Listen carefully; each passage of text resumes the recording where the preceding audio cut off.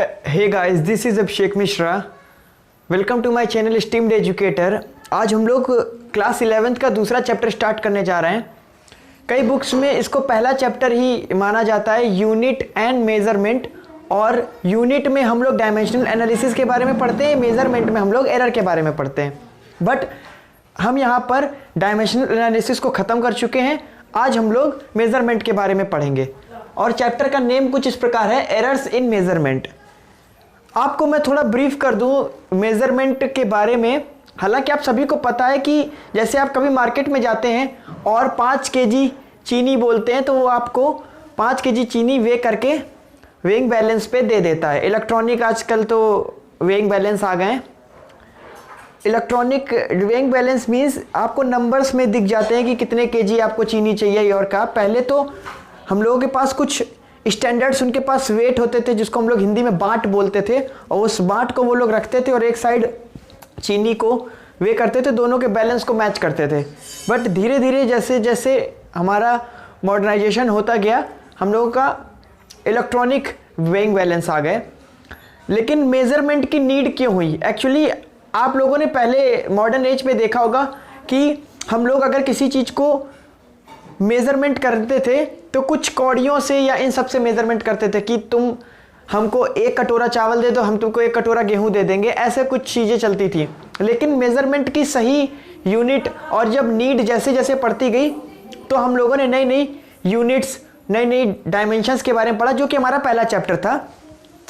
Measurement की need ऐसे भी पड़ी जैसे कि आप मार्केट में जाते हैं और आपने कहा कि मुझे आलू दे दीजिए। अब आलू मान लीजिए आलू वाले ने आपको कुछ पैरामीटर रख कर 5 आलू दे दिए। अब वो आपके 5 आलू जो है वो साइज़ में थोड़े बड़े हो सकते हैं डेफिनेटली, बट अगर हम आलू लेने जाएंगे और हम आलू लेके आलू वाले से बोलेंगे हमको आलू दे दो, तो वो 5 आलू डेफिनेटली नहीं देगा, क्योंकि आपको वो जो 5 आलू थे दिए गए थे वो बड़े साइज़ के होंगे, जबकि मेरे वाले जो हमको आलू दिए जाएंगे वो हो सकता है साइज़ के छोटे हो, इस वजह से हमको ज़्यादा आलू मिल जाएंगे। ये तो पोटैटोज़ का केस मैंने आपको एक एग्जांपल दिया कि मेज़रमेंट के लिए एक स्टैंडर्ड बाट वो लोग यूज़ करते हैं, जिससे डेफिनेटली आलू के नंबर कम या ज़्यादा हो सकते हैं, पोटैटो कम या ज़्यादा हो सकते हैं depending upon it size. But हम लोगों को 1 केजी ही वे करके जो भी हमारा वेजिटेबल सेलर है उससे हमें वेजिटेबल मिलती है। वैसे ही हम लोग इस पूरे चैप्टर पे काफ़ी अनसर्टेनिटी के बारे में देखेंगे। जैसा कि आप सभी जानते हैं, measurement contains so many uncertainties. Measurement में अनसर्टेनिटी होती है, इसका क्या मतलब है? इसको आप ऐसे समझ सकते हैं कि जैसे कि आपने कोई चीज़ मेज़र करी, और मैं एक एग्जांपल लेता हूँ इस रॉड का। मान लीजिए ये रॉड जो है हमको 15 सेंटीमीटर स्केल से मेज़र करनी है। 15 सेंटीमीटर स्केल आप जानते हैं हमारा अच्छा खासा लेंथ का होता है, आप लोगों ने देखा भी होगा, इतना बड़ा नहीं होता है। मैंने उसको जूम आउट करके दिखाया है। मान लीजिए हमें इस चौक की लेंथ को मेज़र करनी थी, तो मैंने इसको जूम आउट करके लेंथ को मेज़र करने के जब सोचा तो 15 सेंटीमीटर स्केल पे 0 से आपको पता है स्टार्टिंग होती है, 0 से लेकर ये 2 के आगे 1 2 3 और 4 के बीच में कुछ इसका रॉड का लेंथ आ रहा है। या तो 3 से थोड़ा सा ज़्यादा होगा या तो 4 से थोड़ा सा कम होगा, लेकिन कुछ 3 और 4 के बीच में ही होगा। 2.3 या 2.4 के बीच में ही इस रॉड की लेंथ होगी। तो एक अनसर्टेनिटी है, मेजरमेंट कैसे करें इस रॉड का। डेफिनेटली 2.35 हमें लग रहा है, जो कि इसके बीचों बीच होगा। हम एग्जैक्ट ऐसे नहीं बता सकते, ये 3 है और ये हमारा 4 है, 3 और 4 के बीच में ही इसकी रॉड की लेंथ होगी।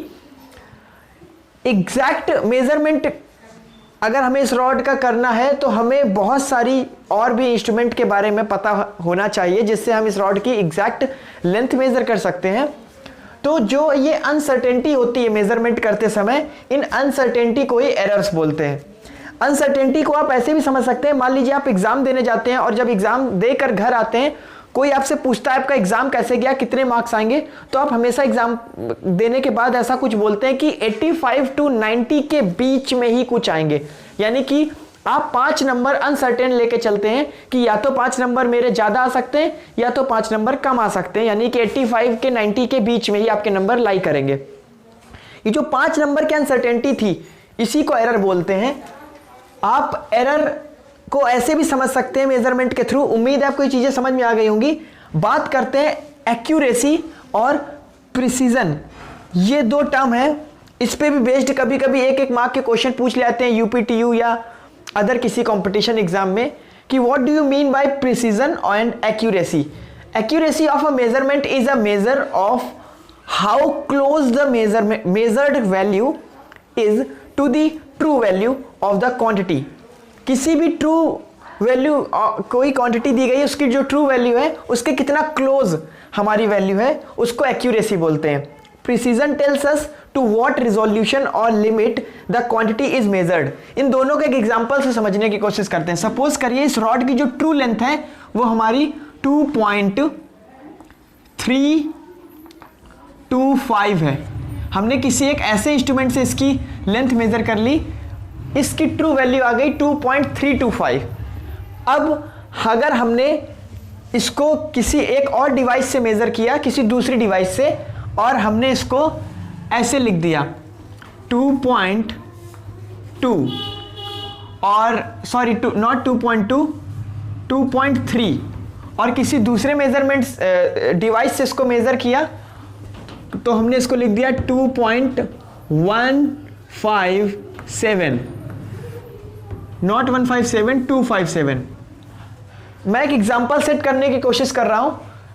एक रॉड है जिसकी ट्रू वैल्यू 2.325 सपोज करिए दी गई है। किसी हमने दूसरे डिवाइस से अगर इस रॉड की लेंथ मेजर करी और हमें 2.3 सेंटीमीटर की लेंथ मिली और 2.257 हमें दूसरे इंस्ट्रूमेंट से लेंथ मिली इसकी।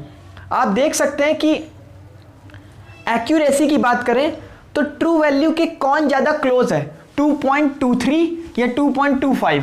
Definitely 2.3 is more closer to the true value, तो ये हमारी ज्यादा एक्यूरेट होगी, मोर एक्यूरेट,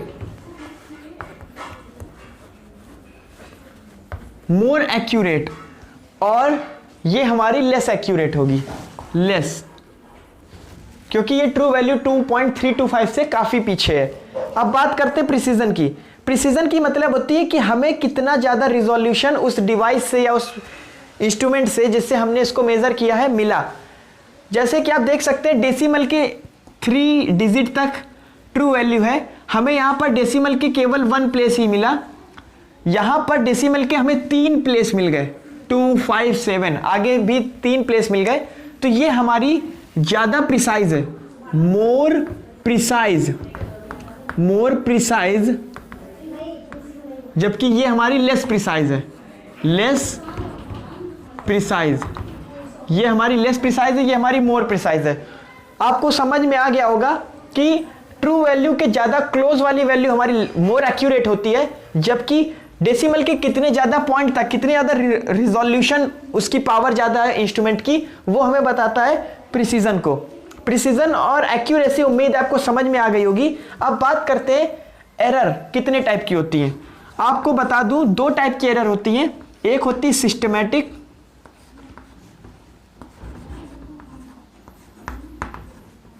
और एक होती रैंडम।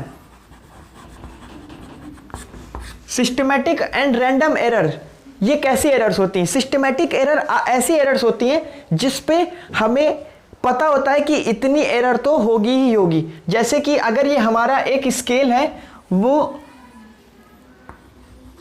गलत स्केल हो और वो 1 से स्टार्ट होता हो, 0 से स्टार्ट ना होकर 1 से स्टार्ट होता हो, तो हमेशा हमें पता है इसकी जो भी लेंथ हम मेजर करेंगे वो 1 सेंटीमीटर ज्यादा मेजर कर लेंगे। यानी कि हम लोग जो भी वैल्यू मेजर करके लाएंगे उस पर 1 सेंटीमीटर सब्ट्रैक्ट करने के बाद ही हमें ट्रू वैल्यू पता चलेगी, क्योंकि ये फॉल्टी इंस्ट्रूमेंट है। फॉल्टी इंस्ट्रूमेंट से जितनी भी हमें फिजिकल क्वांटिटी मेजर करनी होती है, जो भी रॉड या अदर किसी भी क्वांटिटी को मेजर करेंगे, वो हमेशा सिस्टमैटिक एरर में काउंट होगा। उससे जितनी भी एरर डेवलप होगी, क्योंकि उतनी डेफिनेट एरर उस इंस्ट्रूमेंट की वजह से हर बार होगी। सिस्टमैटिक एरर यहां पे जैसे मैंने एक एग्जांपल दिया, 1 2 3 से स्टार्ट होगा तो 1 सेंटीमीटर की एरर हर बार होगी, ये सिस्टमैटिक है। आपको कुछ और एग्जांपल देना चाहूंगा सिस्टमैटिक एरर के। अगर आप किसी डॉक्टर के पास जाते हैं और बच्चों के आपने देखा होगा, डॉक्टर्स जो छोटे छोटे बेबी होते हैं उनको उनके टेम्परेचर को मेजर करने के लिए थर्मामीटर उनके यहाँ पर टिप कर देते हैं। तो जो उनके हैंड टिप के पास ऐसे, जैसे ये इनका थर्मामीटर ऐसे लगा देते हैं, जबकि एक्चुअल जो हमारी बॉडी टेम्परेचर की जो रीडिंग होती है वो टंग के जस्ट नीचे थर्मामीटर को रख के आती है, वो हमारी एक्चुअल रीडिंग होती है। लेकिन जो यहाँ पर रख देते हैं बच्चों के, उससे एक्चुअल हमारी टेम्परेचर नहीं पता चल पाता है। लेकिन अगर हमें ये पता चल जाए कि यहाँ पर मेज़र करना से यहाँ पर मेज़र करने में कुछ डिफरेंस आता है, वो difference let us assume 2 Fahrenheit का है, तो 2 फ़ारेनहाइट का हम लोग जब कभी किसी बच्चे के यहाँ पर टेम्परेचर लगा देंगे तो उसमें 2 फ़ारेनहाइट एक्स्ट्रा मान के चलेंगे कि इसका टेम्परेचर और होगा, क्योंकि यहाँ पर हमें एग्जैक्ट उसके बॉडी टेम्परेचर की वैल्यू नहीं पता चलती है। यहाँ से जो भी उस बेबी का टेम्परेचर आएगा, बॉडी टेम्परेचर, उस पर हम लोग 2 एक्स्ट्रा करके मानेंगे, क्योंकि एक्चुअल रीडिंग तो हमें उसके माउथ से पता चलनी थी। ये सिस्टमेटिक एरर्स हैं। रैंडम एरर का एग्जांपल लेते हैं। रैंडम एरर डेफिनेटली आपको कुछ पता नहीं होता उस एरर के बारे में, वो टाइम टू टाइम चेंज होती रहती है। जैसे कि आपने बचपन में या कभी क्लास 11th या 10th में कभी भी एक पेंडुलम का टाइम पीरियड निकाला होगा। पेंडुलम का टाइम पीरियड निकालते समय उस पर हम लोग डिफरेंट स्टॉप वॉच से डिफरेंट ऑसिलेशन करवाते थे, या 20 ऑसिलेशन का टाइम नोट करते थे, और इन सभी टाइम को नोट करके हम लोग टाइम पीरियड कैलकुलेट करते थे। मैं कुछ आपको एग्जांपल देना चाहूँगा, जैसे कि ये हमारा एक बॉब है और इसको हमने कुछ थोड़ा सा इसके मेन पोजीशन से हटाकर छोड़ दिया, ऐसे कर दिया, यहाँ से छोड़ दिया और ये मेन पोजीशन पे आता रहा, धीरे धीरे ऐसे जाएगा, ये ऑसिलेशन करता रहेगा। मान लीजिए शुरुआत के 20 ऑसिलेशन का जो टाइम था 20 ऑसिलेशन का, वो 21 सेकेंड था। 20 ऑसिलेशन का टाइम 21 सेकेंड था। स्टॉप वॉच जैसे ही हमने क्लिक करी 21 था सेकेंड। मान लीजिए किसी ने जल्दी से स्टॉप वॉच क्लिक कर दी और उसको टाइम मिला 19 सेकेंड। 20 ऑसिलेशन का टाइम 19 सेकेंड मिला। तीसरी बार एक्सपेरिमेंट किया, थोड़ी लेट हो गया, 22 सेकेंड मिला। मान लीजिए 1-2 बार और एक्सपेरिमेंट किया तो 18.6 मिला, 19.8 मिला सेकेंड। ये सब हमारे जैसे जैसे नंबर ऑफ एक्सपेरिमेंट्स हम बढ़ाते जा रहे हैं, वैसे वैसे हमें 20 ऑसिलेशंस का ही टाइम पीरियड बदलता जा रहा है। बाद में हम इन सब का एवरेज लेके एग्जैक्ट टाइम पीरियड बता सकते हैं। लेकिन बात ये आती है, ये जो भी एरर आ रही हैं वो हमारी रैंडम एरर है। हम इस पे कोई डेफिनेट ये नहीं बता सकते कि हर बार 1 सेकेंड या 0.2 सेकेंड की कमी आ रही है या कुछ इंक्रीमेंट हो रहा है। ऐसी एरर्स को हम बोलते हैं रैंडम एरर। और सिस्टमेटिक एरर होती हैं जो फॉल्टी इंस्ट्रूमेंट की वजह से डेवलप होती हैं। उम्मीद है आपको ये चीज़ समझ पे आ गई होगी। ओके, अब हम लोग देखेंगे एब्सोल्यूट एरर क्या होती है। एब्सोल्यूट एरर आप सभी को पता है। अगर हम लोग यहाँ पर एरर जैसे कि डिफाइन किया गया, एरर में be expressed as absolute measures giving the size of the error in a quantity in the same units as the quantity itself. The magnitude of the difference between the individual measurement and the true value of the quantity is called absolute error of the measurement. Absolute error का मतलब होता है, जैसे कि आपने अगर कोई suppose करिए 50 kg आपके पास कोई फिजिकल क्वांटिटी है और उसमें आपने प्लस माइनस 5 kg और लिख दिया, तो ये आपकी एब्सोल्यूट एरर हो जाती है पूरी। एब्सोल्यूट एरर को आप ऐसे भी समझ सकते हैं, ये जो हमारी प्लस माइनस 5 kg आई है, ये हमारी एब्सोल्यूट एरर है। यहाँ पर आप इसकी यूनिट जो है एब्सोल्यूट एरर की, वो हमारी मेन जो वैल्यू होती है, जैसे कि kg में है, उसी की यूनिट के सेम इसकी भी यूनिट होती है एब्सोल्यूट एरर की। इसको आप ऐसे समझ सकते हैं, 50 किलो अगर आपने चीज़ खरीदी है तो या तो आपको एरर आई अगर प्लस माइनस 5 की, तो या तो आप 45 kg चीज़ लेके आओगे या तो 55 kg चीज़ लेके आओगे। यानी कि 5 kg का या तो आपको वैल्यू कम मिल रही होगी या तो आपको ज़्यादा मिल रही होगी। एरर का मतलब होता है आपकी उस 50 kg की ट्रू वैल्यू से या तो 5 kg ज़्यादा होगा या तो 5 kg कम होगा, तो इसको हम लोग प्लस माइनस 5 kg करके लिखेंगे, जिसको हम लोग एब्सोल्यूट एरर बोलेंगे। एब्सोल्यूट एरर उम्मीद है आपको समझ में आ गई होगी डेफिनेशन से। अब बहुत इंपॉर्टेंट, इस पूरे चैप्टर की सबसे इंपॉर्टेंट जो डेफिनेशन है वो है least count. The smallest value that can be measured by measuring instrument is called its least count. किसी भी इंस्ट्रूमेंट के द्वारा जो सबसे मिनिमम वैल्यू मेजर करी जा सकती है, जैसे कि इसमें लिखा है स्मॉलेस्ट वैल्यू जो मेजर करी जा सकती है वो हमारी लीस्ट काउंट होती है। आप लोगों ने बचपन में 15 सेंटीमीटर स्केल से बहुत सारे एक्सपेरिमेंट किए होंगे। उस एक्सपेरिमेंट में जो 15 सेंटीमीटर वाला स्केल होता था हमारा, उसकी जो लीस्ट काउंट होती थी आपने देखा होगा, उसमें कुछ पहले 0 होता था, फिर 1 2 3 4, फिर 5 1 2 3 4 एंड देन यहाँ 1 होता था। ऐसे 1 2 3 4 के बाद फिर 5 1 2 3 4 के बाद हमारा 2 होता था। ऐसे करके बहुत सारे ढेर सारे नंबर होते थे। तो इसका लीस्ट काउंट होता है 1 mm। 1 mm लीस्ट काउंट होता है 15 सेंटीमीटर स्केल का। 15 सेंटीमीटर स्केल से हम लोग 1 mm का मतलब है 0.1 सेंटीमीटर इसकी लीस्ट काउंट है। डेसिमल के एक डिजिट तक चीज़ों को आसानी से देख सकते हैं। अगर कोई डिस्टेंस हमारी 14.5 सेंटीमीटर ली गई है, इसका मतलब हमने नॉर्मल जो स्केल होता है उससे लिया है, जिसकी लीस्ट काउंट 0.1 सेंटीमीटर या 1 mm है। अब बात करते हैं, अगर हम लोगों को कोई बहुत अच्छा इंस्ट्रूमेंट बनाना है जिसका रिजोल्यूशन और भी अच्छा हो, प्रिसाइज वैल्यू देता हो, उसके लिए हम लोग क्या करेंगे, इस 1 मिलीमीटर के 10 पार्ट्स कर लेंगे। यानी इन दोनों के बीच ये जो 1 मिलीमीटर है, इनके अंदर भी 10 पार्ट्स इक्वल कर लेंगे। 10 इक्वल पार्ट्स करने से जो एक पार्ट का गैप आएगा वो हम लोगों का होगा 10 mm। तो उस इंस्ट्रूमेंट की जिसकी हम लोग बात कर रहे हैं, जिसके 1 mm को भी फर्दर 10 पार्ट्स में डिवाइड कर देंगे, ऐसा सपोज करिए कोई इंस्ट्रूमेंट होगा, उसकी लीस्ट काउंट होगी हमारी 10 mm या 0.01 सेंटीमीटर। आगे चल के आप लोग वर्नियर कैलिपर्स के बारे में पता करेंगे, पढ़ेंगे, उसकी लीस्ट काउंट होती है 10 mm या 0.01 सेंटीमीटर। सपोज करिए अगर हम लोगों ने 1 mm के बीच में 100 इक्वल पार्ट्स कर दिए हैं, तो जो इंस्ट्रूमेंट की लीस्ट काउंट आएगी उस इंस्ट्रूमेंट की, वो होगी हमारी 100 mm या आप इसको 0.001 सेंटीमीटर भी बोल सकते हैं। यानी कि वो इंस्ट्रूमेंट डेसिमल के 3 पॉइंट तक आसानी से आपको वैल्यू दे सकता है। सबसे प्रिसाइज वैल्यू हमारी स्क्रू गॉज से मिलती है, एंड देन वर्नियर कैलिपर से, एंड देन मीटर स्केल जो हमारा 15 सेंटीमीटर होता है या और भी 30 सेंटीमीटर, उससे मिलती है। जितनी ज़्यादा लीस्ट काउंट उतना प्रिसाइज हमारा इंस्ट्रूमेंट होगा। चलिए, लीस्ट काउंट से हम लोग और भी चीज़ें कुछ आगे सीखेंगे। लीस्ट काउंट एरर क्या होती है?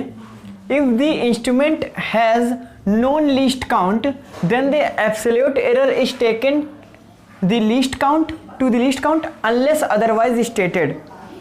कहा गया है कि अगर आपको किसी इंस्ट्रूमेंट की लीस्ट काउंट नोन है, पता है, तो आप एब्सोल्यूट एरर सीधे सीधे उसकी लीस्ट काउंट को ही बता देंगे, नहीं तो आपको एब्सोल्यूट एरर दी जाएगी।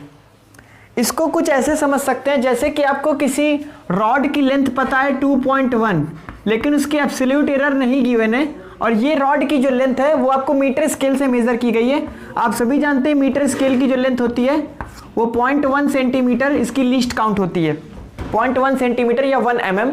तो 2.1 प्लस माइनस 0.1 प्लस माइनस जो 0.1 होगा ये हमारी एब्सोल्यूट एरर होगी। एब्सोल्यूट एरर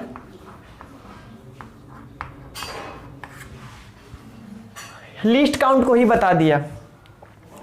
रिलेटिव एरर क्या होती है? ये एक रेशियो होता है absolute error in the measurement upon size of the measurement.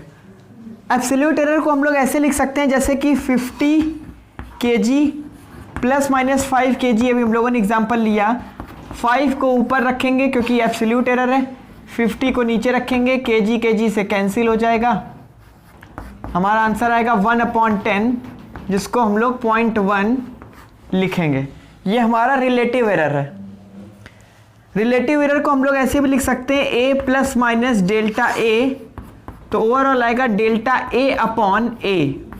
ये हमारी रिलेटिव एरर होती है, इसको शॉर्ट में REL करके लिख सकते हैं हम लोग। परसेंटेज एरर क्या होती है? रिलेटिव एरर जो हमारी होती है उसी में अगर हम लोग 100 से मल्टीप्लाई कर देते हैं तो परसेंटेज एरर आती है। एक एग्जांपल से इस चीज़ को समझने की कोशिश करते हैं। यहाँ पर रिलेटिव एरर हमारी 1/10 आ रही थी सेम क्वेश्चन में, तो यहाँ पर हमारी परसेंटेज एरर अगर हम लोग 100 से मल्टीप्लाई कर देंगे तो आ जाएगी 10%।